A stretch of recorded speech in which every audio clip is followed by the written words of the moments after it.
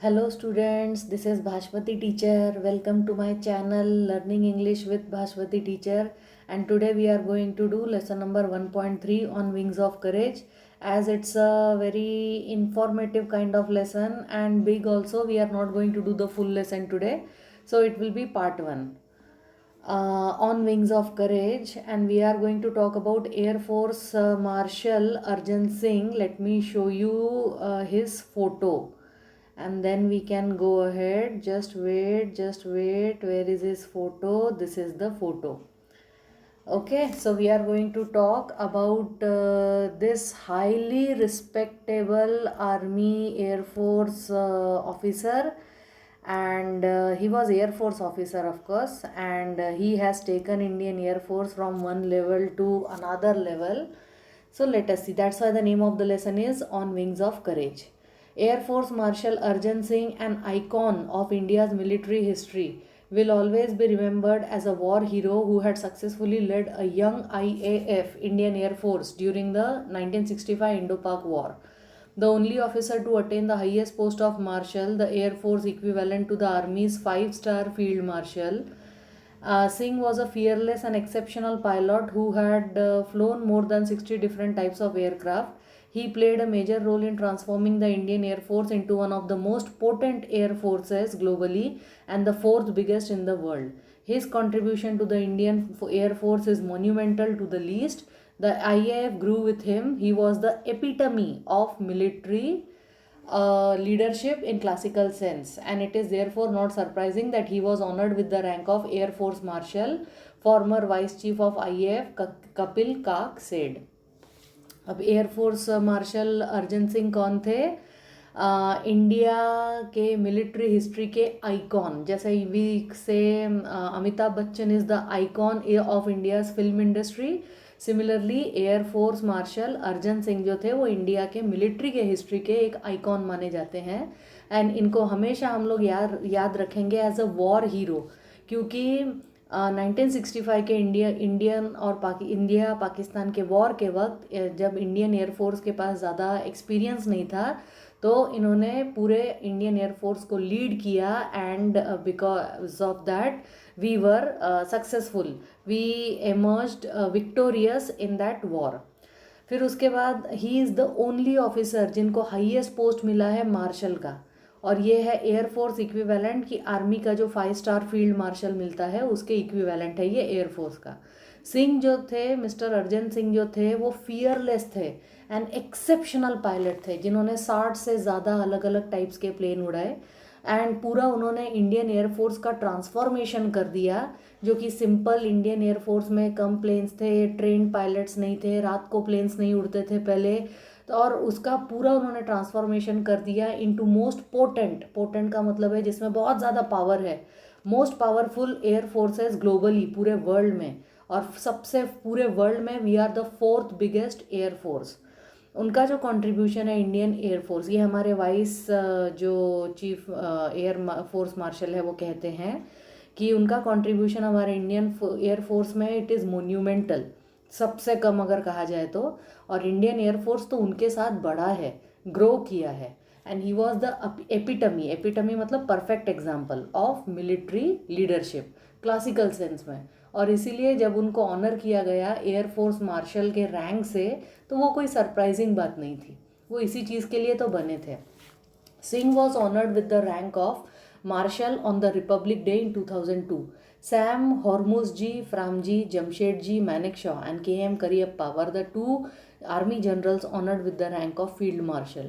Known as a man of few words, Singh was not only a fearless pilot but also had profound knowledge about air power and applied it in a wide spectrum of areas.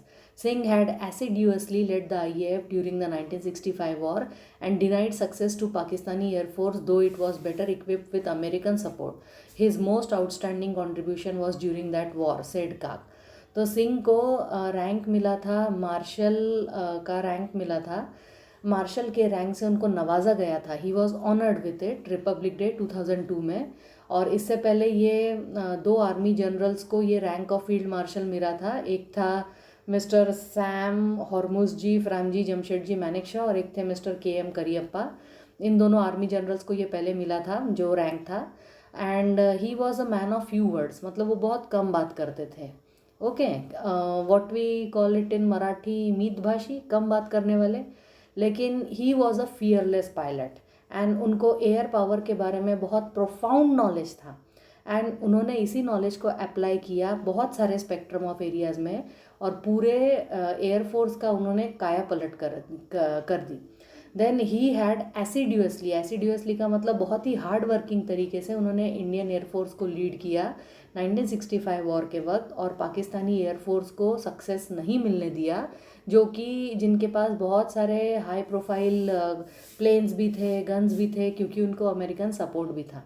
और सबसे ज़्यादा outstanding contribution जो था हमारे अर्जन सिंह का, वो था during that war, 1965 के वॉर, ये मिस्टर काग बोलते हैं।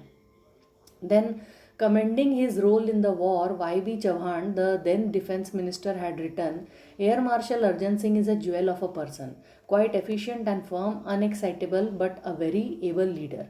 In 1944, the Marshal had led a squadron against the Japanese during the Arakan campaign, flying close air support missions during the crucial Imphal campaign, and later assisted the advance of the Allied forces to Yangon, मतलब formerly Rangoon. तो उनका जो role था war में, उसकी तारीफ़ करते हुए मिस्टर Y.B. चौहान कहते हैं, जो तब के डिफेंस मिनिस्टर थे, उन्होंने लिखा था कि एयर मार्शल अर्जन सिंह जो है, he is a jewel of a person, मतलब रत्न in Marathi we call it. He is very efficient, he is very firm और अनएक्साइटेबल। छोटी छोटी बात पे वो दुखी भी नहीं होते, खुश भी नहीं होते। ही इज़ अनएक्साइटेबल, मतलब कि very stable person, and of course very able leader also.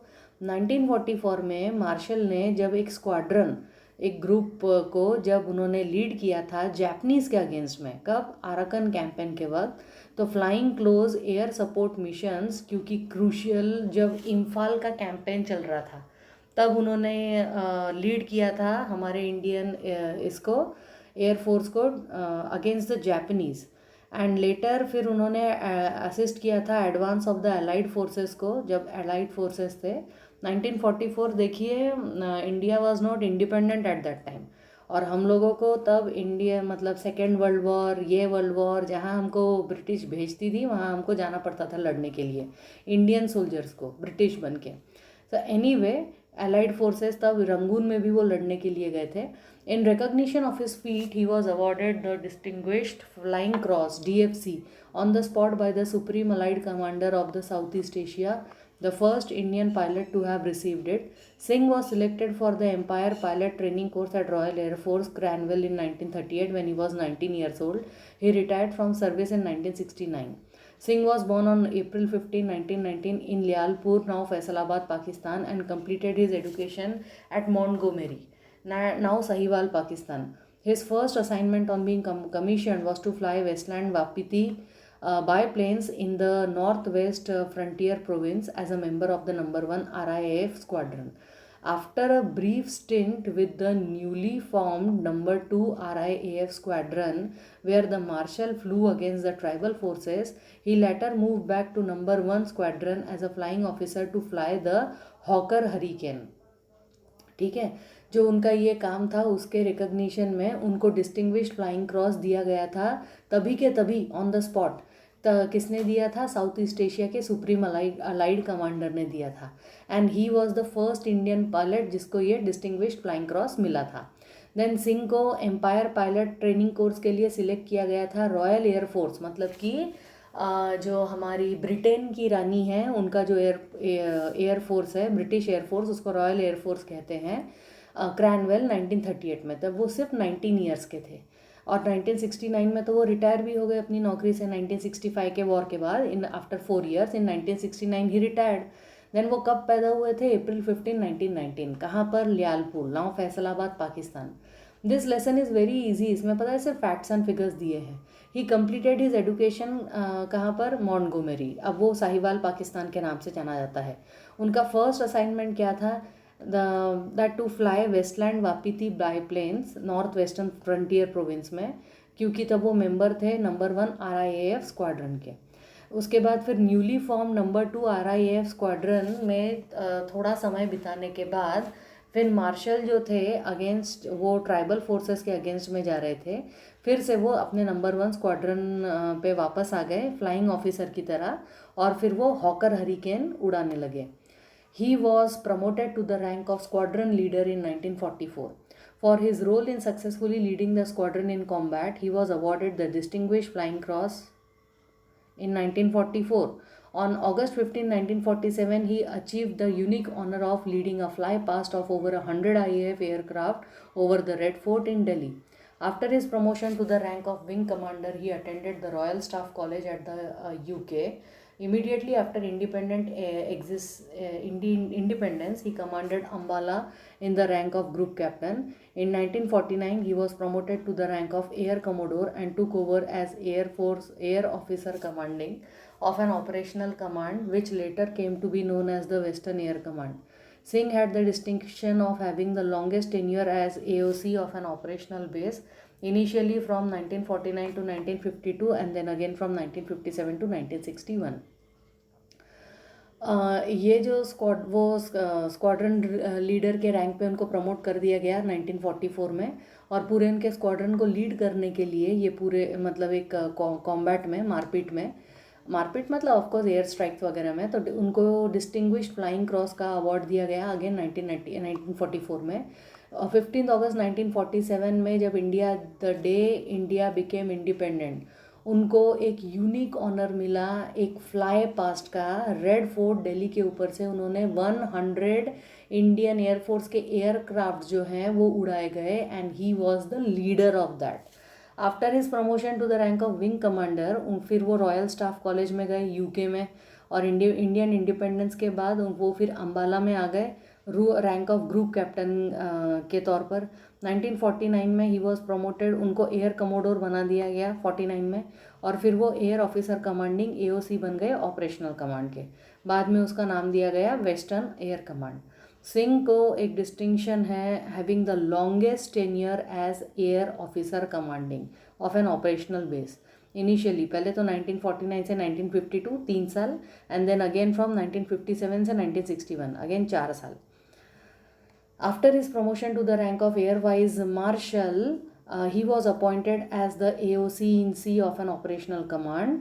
Towards the end of 1962 war, he was appointed as the Deputy Chief of the Air Staff, and he became the Vice Chief of the Air Staff in 1963.